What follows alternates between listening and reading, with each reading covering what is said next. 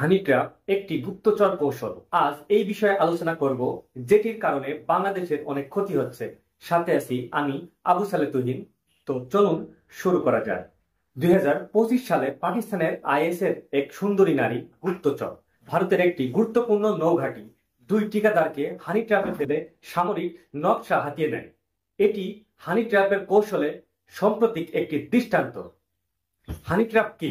হানি trap বা মধুর ফাঁদ হলো এক ধরনের গুপ্তচর ভিত্তিক কৌশল, যেখানে প্রেম বা ঘনিষ্ঠ সম্পর্কের মাধ্যমে টার্গেটের ব্যক্তির কাছ থেকে গোপন তথ্য আদায় করা হয়। সাধারণত রাষ্ট্রীয় কর্মকর্তা, রাজনৈতিক ব্যক্তি, সামরিক সদস্য বা ব্যবসায়ী এই ফাঁদের শিকার হন। কে করেন? প্রশিক্ষিত সুন্দরী নারী অথবা সুদর্শন পুরুষ গুপ্তচররা এই ধরনের ফাঁদ পাতেন। কখনো কখনো বন্ধুর ছদ্মবেশেও এই ফাঁদ তৈরি হয়। কেন করে? মূলত গুরুত্বপূর্ণ গোপন তথ্য, সামরিক পরিকল্পনা বা ব্যবসায়িক তথ্য সংগ্রহের উদ্দেশ্যে হানি ট্র্যাপ পরিচালিত হয়। কিভাবে করে?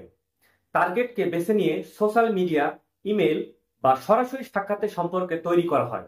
ধীরে ধীরে সেই সম্পর্ক ঘনিষ্ঠই রূপ নেয় এবং গোপন মুহূর্ত রেকর্ড করা হয়। ব্ল্যাকমেল করে তথ্য বা অর্থ আদায় করা হয়।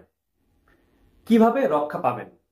অপরিচিত কারো অস্বাভাবিক ঘনিষ্ঠ সম্পর্কে সতর্ক থাকুন। সন্দেহজনক কার্যকলাপ হলে তৎক্ষণিক আপনার কর্তৃপক্ষকে জানান। রাজনৈতিক বা গুরুত্বপূর্ণ ব্যক্তিদের হানি ট্র্যাপ সম্পর্কে প্রশিক্ষণ দেওয়া উচিত। ব্যক্তিগত ও ডিজিটাল নিরাপত্তা বজায় রাখুন। হানি ট্র্যাপ শুধু ব্যক্তিগত নয়, রাষ্ট্রীয় নিরাপত্তার জন্য হুমকি হতে পারে। সচেতন থাকাই এর সবচেয়ে বড় প্রতিরোধ। বিশেষ করে বাংলাদেশের রাজনৈতিক ব্যক্তিদের বলতে চাই, এই ধরনের ট্র্যাপ থেকে নিজেকে সুরক্ষা করা, নয়তো দল, দেশ দুইটাই ক্ষতিগ্রস্ত হবে। সকলে মিলে সুস্থ সমাজ গড়ি এবং দেশের স্বার্থে নিজেদেরকে কাজে লাগান।